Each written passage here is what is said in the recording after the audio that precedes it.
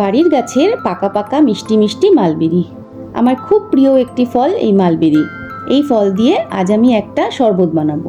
তবে এই ফলগুলো বাজারে খুব একটা পাওয়া যায় না, তাই আমি নার্সারি থেকে ছোট্ট একটা গাছ এনেছিলাম। সেই গাছে এখন কত ফল হয়, এটা যে কত আনন্দের তা বলে বোঝানো যায় না।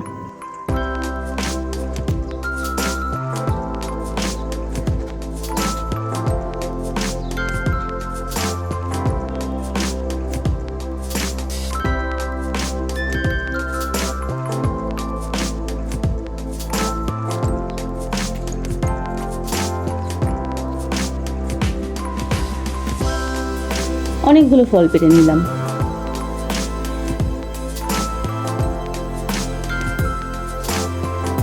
এবার একটা বাটিতে মালবেরি, কয়েকটা লেবুর টুকরো আর কয়েকটা পুদিনা পাতা দেব। তারপর 1 চামচ পাউডার সুগার আর 1/2 চামচ বিট নুন দিয়ে ভালো করে মাডেল করতে হবে।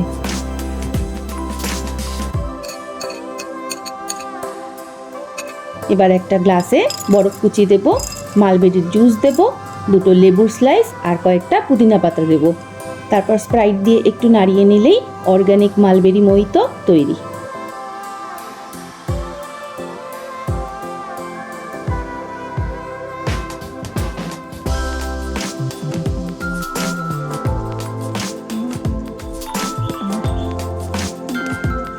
আজকের এই শরবত রেসিপিটা তাহলে তোমাদের কেমন লাগলো প্লিজ কমেন্ট করে জানিও।